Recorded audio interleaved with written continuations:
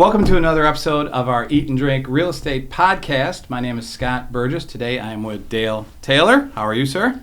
I am just great and just very thankful to be a part of this big deal that you're about to embark on. Yeah, and I know we've been talking since, February or March, just trying to make this happen, and I'm just so appreciative you're able to get out here.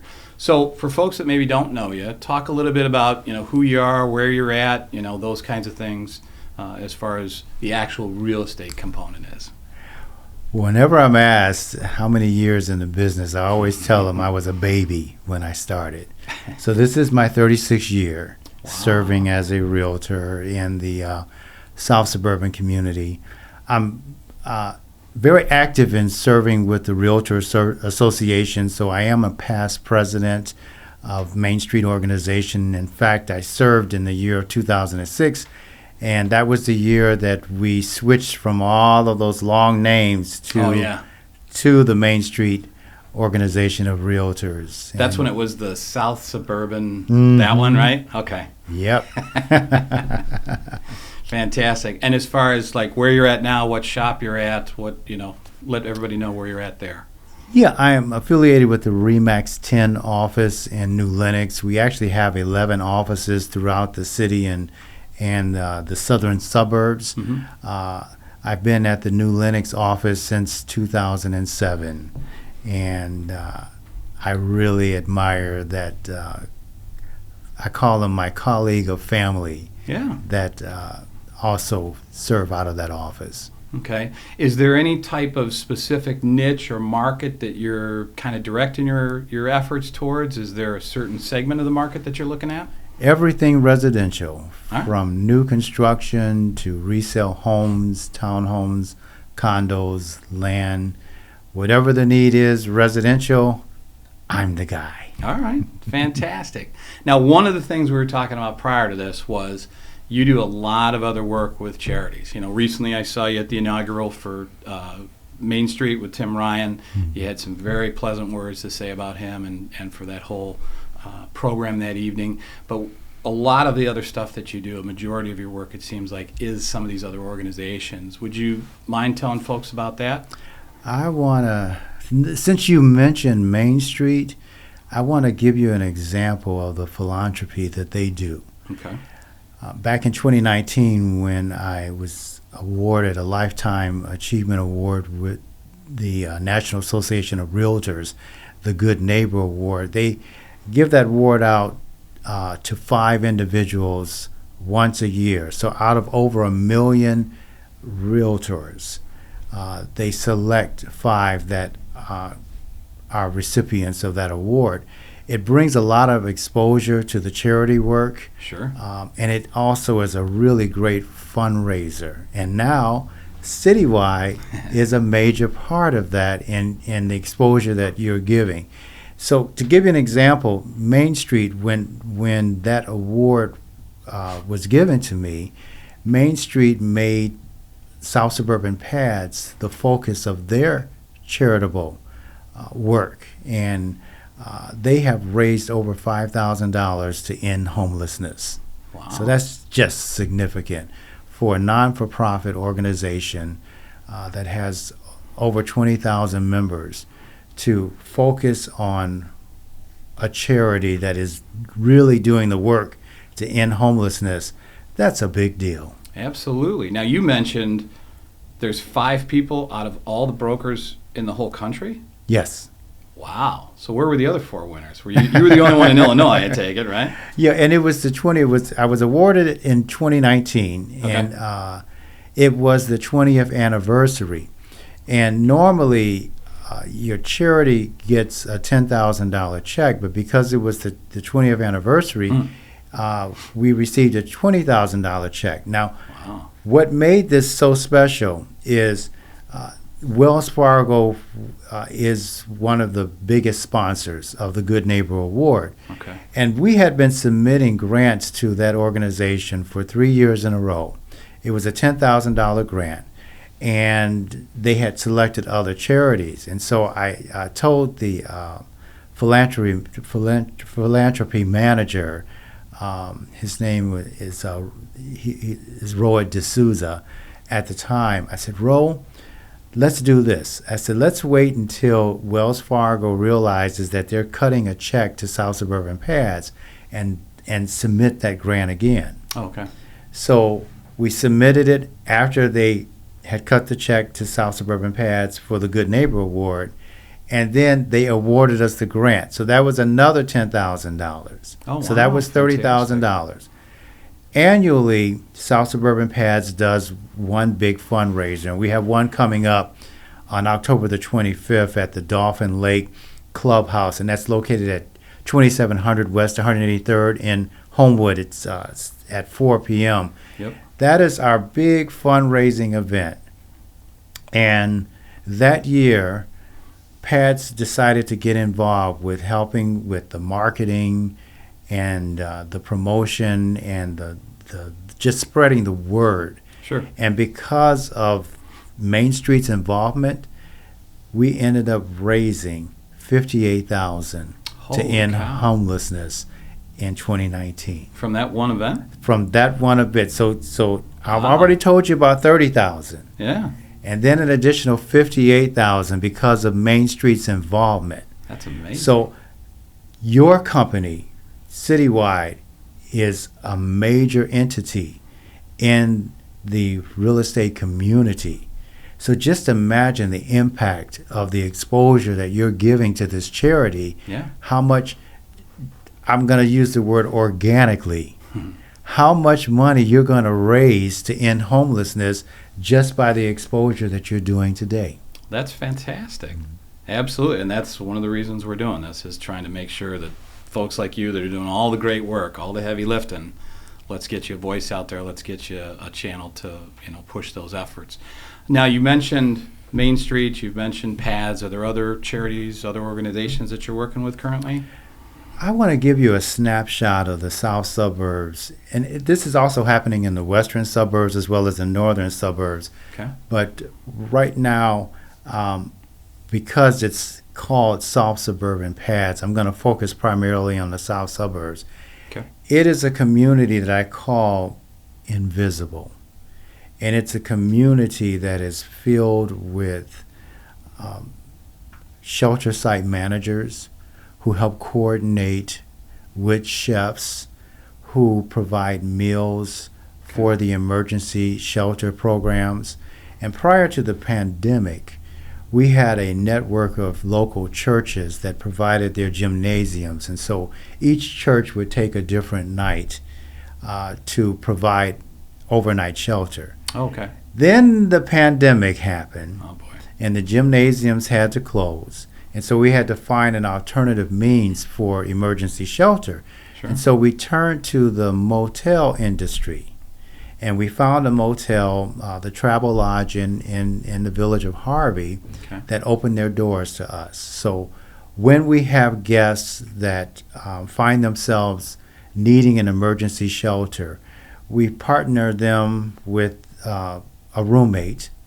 And in addition to providing that temporary emergency shelter, we also connect them with a caseworker. So one of the things that South Okay. Suburban Pads does is it employs caseworkers, very skilled caseworkers, who assess the need of the individual. And then there's a network of about 6 or 7 other charities in the south suburbs. Okay. So when that caseworker assesses the need, if South Suburban Pads needs more help, they reach out to the other charities. Okay. And the whole goal is to end homelessness, to get people back on track to stability. And I've shared with you some statistics that we're going to go over in a little bit. But that's the basic snapshot of what South Suburban Pads does. Okay. We also provide temporary housing in the form of a 77-unit. We call it the Wellness Center, and it's located in Country Club Hills. You can see it from I-80 and also from I-57. And that building, the average stay is about 1,800. About 18 months. Okay. It's about the About a average. year and a half. Okay. stay. And we also own a couple of 4 units in the Blue Island area as well. Plus, we network with dozens of landlords throughout the south suburbs. Okay. And one of the cool things is when they accept a tenant from the South Suburban PADS program, these are people that have gone through workshops. So they've learned how to manage their money better. They've learned how to get back on Stability Street. And they're also taught how to be great tenants. So South Suburban PADS helps those landlords to manage the properties. So they come in with trained tenants who are very appreciative of having a landlord because they've been in a temporary housing situation for so many months. Yep. So to have a place of their own. A more permanent solution yeah. now. Yeah, that's fantastic. And the key word is affordable also, because PADS writes all kinds of grants and reaches out to various foundations.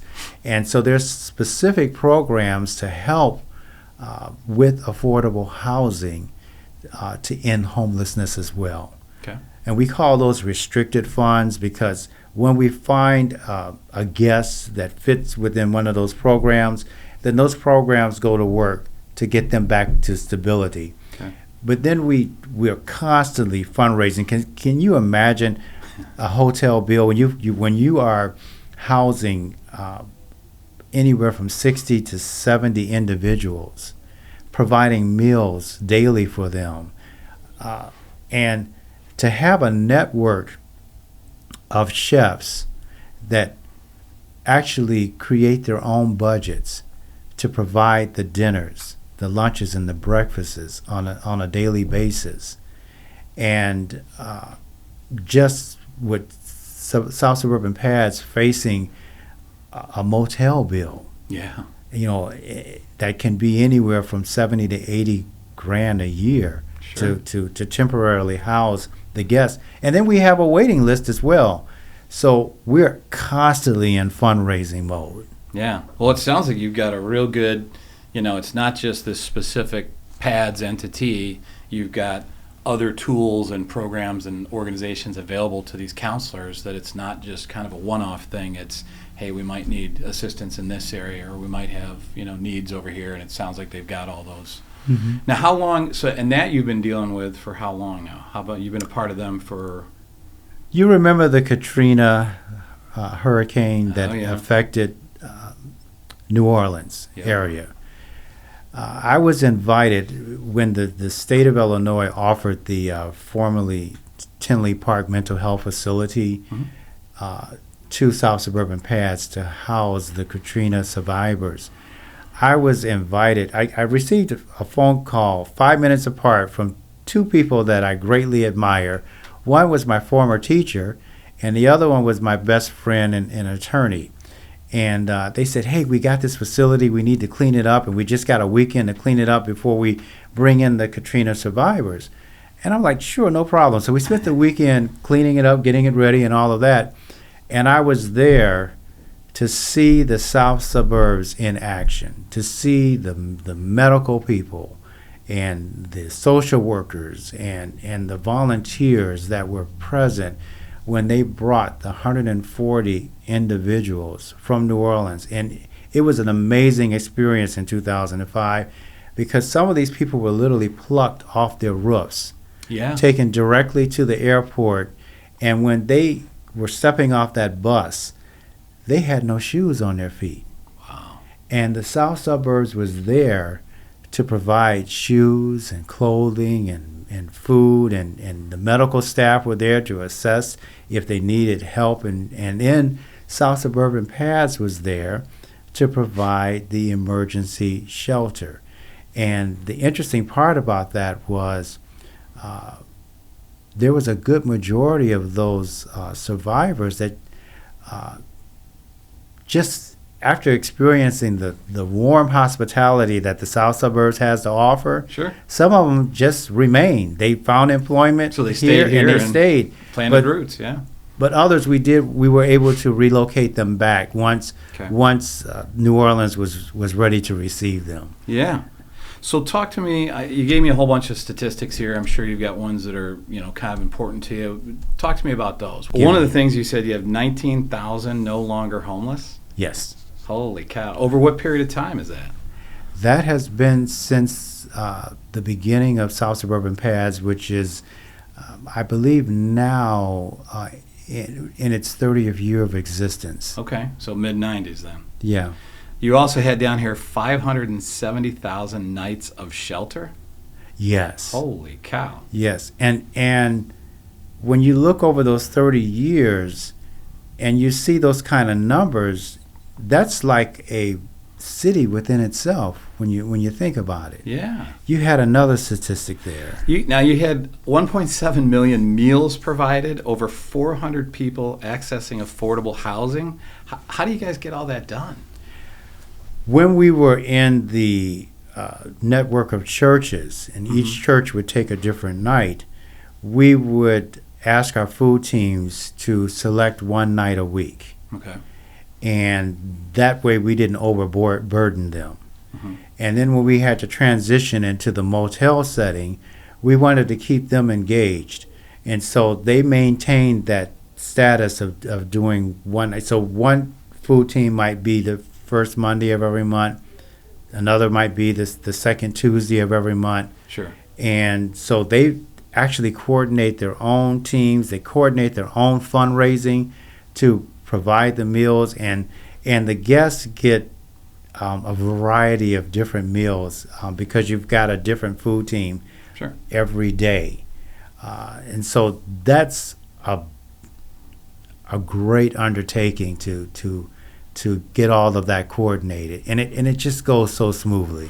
Yeah, I can't even imagine. I mean, I have trouble feeding myself every day of the week, and I can't imagine doing it for over 400 people doing that, and almost 2 million meals. That's incredible. That's absolutely incredible. 12,000 homeless, which you comprise here, 3,682 children, 48,732 individuals that are living in extreme poverty. Talk to me about how Chicago Sutherland helps with that. Well, when those figures that you just mentioned, think about the largest suburb that we would have in the western, northern, or even the southern suburbs. That's like a village in itself. Absolutely. And I call it the invisible village because most of us really don't see it. And I'll give you an example. When you go downtown, you see it more. Sure. But I want to give you another picture of homelessness, and we realtors experience it all the time, and we don't realize it. So as the market changed and it became more of a seller's market, we were having those conversations with our potential sellers. Do you have some place to go before you put your home on the market? Yes. Because you could very well procure a buyer for your home and not necessarily find a home in the timing that you need it. Yeah. So can you imagine your home is sold, you're struggling to find another home, and now you're scrambling because you're facing a closing date, Yep. and you've got to move. And so that's a form of homelessness. Yeah, that's an interesting way of looking at it. Absolutely. So how do you help people with that? Is it just, hey, here's some great programs? I mean, obviously you're more in tune with that. How do you think you get that word out to other brokers to be able to share the same tools essentially that you're using?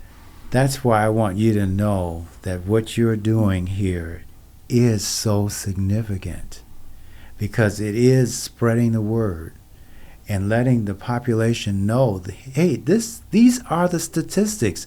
This is the reality of what we're experiencing in the south suburbs.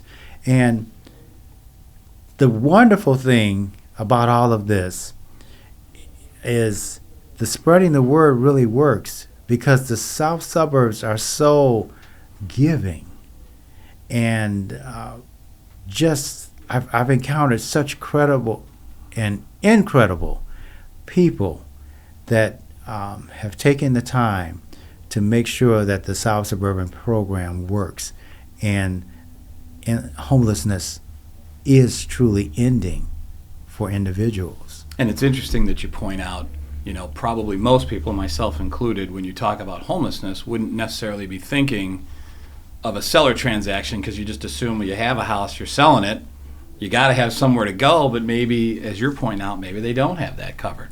Yeah.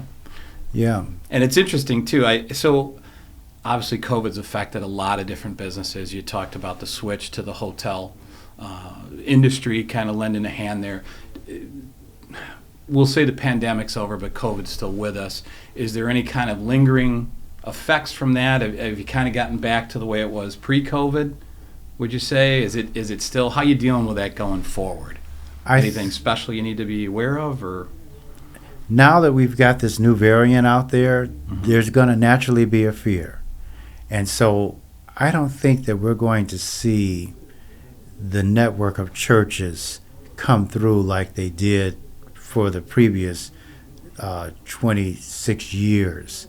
Okay. There's just a fear out there that if you open the doors, you open the opportunity for the virus to spread. So I think the motel setting is with us for a bit longer until we finally get this pandemic behind us. And I researched the 1918 pandemic. Okay. As a model, and realizing that in that pandemic they believed over 55 million people perished from that virus. And I'm just so proud of what the medical community is doing to help calm the fears and help the population to embrace what we need to do to protect all of us from the virus. So I have to tell you about one of my dreams. Okay, go ahead. You mentioned supporting the motel industry. Mm-hmm.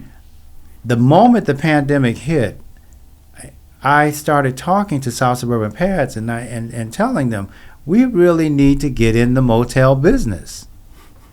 And imagine, we're in a motel setting. This motel is providing lodging for patrons that are coming off the expressways and doing their overnight stay. They have no clue that they are lodging with people that are experiencing homelessness. But the program is so well managed, and the caseworkers are so on top of making sure that the guests understand that this is a real gift. And you have to cherish this gift and cultivate it and know that it's temporary, and understand that you're in a setting where there's a business that is operating. So there's rules that you have to abide by, and you have to continue to be invisible so that the patrons that are really causing the motel industry to thrive are not intimidated in lodging amongst people that are experiencing homelessness. Yeah. And it just sounds like you guys found it's interesting how some of the changes that'll happen to a business or an industry like real estate, and how you adapt to it going forward. And it sounds like you guys have really done that. Is there specific supportive services or locations that you kind of want to talk about as far as which ones are really important to you? Are there maybe some specific ones you need to know about? There is a form of PADS in addition to the south suburbs. There's a form of it in western suburbs, in the northern suburbs, as well as in the city of Chicago itself. Okay. So South Suburban PADS has done a very good job with serving the South Suburban region. And another way that the South Suburbs is helping to end homelessness is through the water bill program. Really? Now talk about that. How is the water bill? How would that help? So residents have an option to contribute $1 from their water bill. Okay. And that dollar goes towards ending homelessness. And the South Suburbs are probably raising, just through that water bill program, probably at least $500,000 a year to end homelessness. And that's one real easy way. That's amazing. $1 raises $500,000 for something like that. Yeah. That's fantastic. Yeah. And then I've got to applaud the village of Country Club Hills, because there were a lot of villages that were afraid to allow us to build a $3 million, 77-unit wellness center. Okay. But Country Club Hills was courageous, and they allowed us to do it. In fact, we have enough land where we could actually build a second building if we wanted to. And I mentioned the average stay is about 18 months. Mm-hmm. And that wellness center is so well organized because there are case workers that actually work out of that building. So they're constantly monitoring and coordinating workshops to help the guests to transition to even more permanent housing. Okay. And is there a specific, I know everything these days is on the internet, is there a specific like web address? What's the website that people can go to check this out and kind of see what's available? Even for those specific things or just in general homelessness? What's a good It's the web- initials for South Suburban PADS. So it's sspads.org. Okay. So that's sspads.org. That is the website that the public can go to learn more about the programs that are offered. Also, that's a place where if they want to make a donation, they can. And I'm inviting the public to come out on October the 25th Okay. at the Dauphin Lake Clubhouse. It's our annual fundraiser, and it's an opportunity for us to really spread awareness about what individuals can do to end homelessness. And that event starts at 4 p.m. Okay. And so the big event, I was just going to ask, all this kind of funnels into the 25th at the clubhouse, and you said that starts at 4 p.m.? Yes. Fantastic. Why, we had an interesting question here. Why should colleagues support the volunteer center? Why should they either volunteer their time or support the center? What are they, somebody that pitches in their time, what do you feel that you can get from that experience? When you think about just real estate in general, you're a real estate practitioner. Real estate is what I call a sowing and reaping business. When you sow into marketing or you get involved with a charity, anything that you do that brings good to the community, good always produces after itself. And Yep. so that's why it's so important for the real estate community to understand that ending homelessness helps our communities to thrive, because you're literally working with people that have experienced the worst that life can dish out to them, and you're getting them back to stability, and then they in turn become future buyers and sellers. Yeah. So it's important, and one of the other things that happens in the real estate community, we always need first-time home buyers in the marketplace, because if they're not purchasing homes, then the present homeowners that are trying to either upgrade or downgrade, they don't have anywhere to go, because you need always those first-time home buyers in the marketplace. So when realtors get involved in ending homelessness, they're getting involved with helping the communities that they serve to thrive. And in turn, they help their businesses to thrive, because we are a sowing and reaping business. When we sow marketing, we attract buyers and sellers. When we sow into creating good for others, that good is made to happen for us. That's a fantastic way of putting it. So with all of this stuff, is there kind of a favorite story that you have of helping somebody end homelessness? Is there kind of this is kind of your go-to storybook tale, so to speak? I'm sure you've heard of the term, "You've gotten on my last nerve." I'm sure you've heard of the term, "You are a thorn in my side." Yep.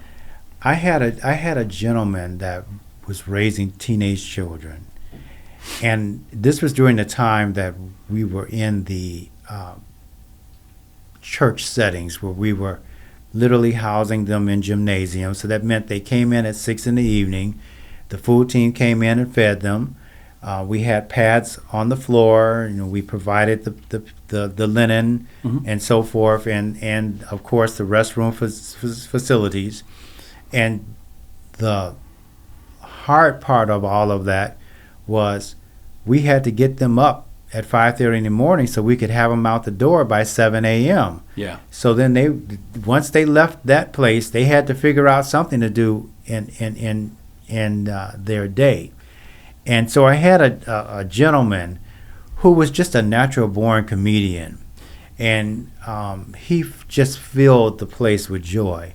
But it was a pain to me because it interfered with my coordinating with everybody doing what they needed to do. Yeah, moving the program forward. Yeah. And so forth and whatnot. And so one particular night, we were in the lower level of the Flossmoor Community Church, and it was one of those heavy rains, and some water began to seep in. And you can imagine someone wakes up and they see a puddle of water around their pad, and the pad is all the way on the floor. Okay. There was a panic, and they jumped up and they turned on the lights, and that stirred everybody up.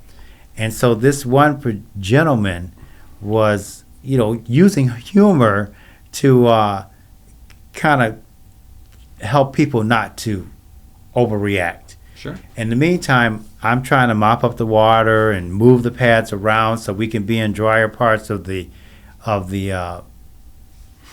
basement. And he was interfering with me coordinating all of this. And so at a certain point, I just walked up to him and I said, I just need you to stop. And wow. He didn't appreciate me telling him that. And so we had a little bit of a struggle there. And but finally, he cooperated with what I needed so I could get everybody back settled in. Yep. And get them back to sleep. Because this happened at about 1:30 in the morning. Yeah. And I'm waking them up at 5:30 in the morning. So it was one of those surprises that I just had to adjust to pretty quickly. And all of my experience in real estate, one of the key words I always use is stay flexible, people. Just stay flexible. So some months later, he and I were standing in line at the driver's license facility, and I tapped him on his shoulder, and he turned around, and he immediately remembered the tug of war he and I had. Yep. And so he immediately began to become hostile with me. And I said to him, how are your children? And that just broke that resistance down. And he said, Dale, he says, I have an apartment. I have a bedroom for every one of my kids. He says, I don't have to work so hard to get them up in the morning and get them to school and not. The biggest thing was he was making sure that no one knew that his kids were experiencing homelessness. They were suffering, yeah. Yeah. And I admired the fact that he was doing this as a single parent. And so for him to go from that setting to have a place of his own where his children have their own bedrooms, they have their own beds, they have their own space. And that's what this work is all about. Some people take that for granted, and you don't realize that can be a bigger deal than you imagine. And I always think about him because he was a big irritation to me. And it's a funny thing about life that sometimes the greatest good can come out of difficulties. Yeah. Well, that surely leads credence to the saying, kill them with kindness. Mm-hmm. Well, you've certainly opened our eyes to a lot of stuff. I know personally with what you've been telling me. I mean, thinking about homeless, I mean, just through the transaction of a normal real estate deal, that's kind of opening eyes and minds to the situations that are going on. I absolutely appreciate you coming down here for that. What's the best way to get a hold of you? Somebody hears this, folks out there listening, say, you know what? I want to be with Dale. I want to help. I want to do this. What is the best way for them to get with you? Well, if you Google my name, you'll see all of my work. Okay. I don't mind giving out my phone number. It's 708-439-0165. That's 708-439-0165. If you're thinking about volunteering in any capacity, feel free to call me. I will gladly let you know. And let me tell you how I do this. When someone comes to me and they say they want to volunteer, I say, this is what I need you to do. I want you to pick one day a month in which you're willing to donate a few hours. Okay. That's real easy to do because you know if it's the first Monday or the first Tuesday of every month, I know that I'm going to give 3 hours to South Suburban Pads. Okay. And actually, now that we're in the motel setting, we're primarily working daily around the dinner time, so it's only about 2 hours. Okay. And I'm usually there unless I have a client and working right along staff that we are packaging and serving out the meals and so forth. Now, you can volunteer more if you want to, but my goal is not to ever burn anybody out. Yeah. So I say just start, and it's so easy to put that in the calendar that the first Monday of every month, I'm at the Travel Lodge in Harvey serving dinners for 2 hours. And then if you like doing that and you want to do it more, you're more than welcome to do it more. Yep. But that's how I get my my volunteers and my food teams to embrace what they do. And Start small and Yeah. and build from there. Mhm. Well, you've certainly opened my eyes to a lot of stuff, and hopefully by getting the word out here, we're getting this to other folks to kind of realize there is a way to participate, there is a way to pitch in and help. So thank you so much for coming here today and talking with us about it. And please visit the website, sspads.org. And if you're available on October the 25th to come to the Dauphin Lake Clubhouse, that's at 2700 West 183rd at 4 p.m., you'll get an opportunity to really see what the South Suburbs is all about. And it's about incredible hospitality. Fantastic. Thank you, sir. Mhm.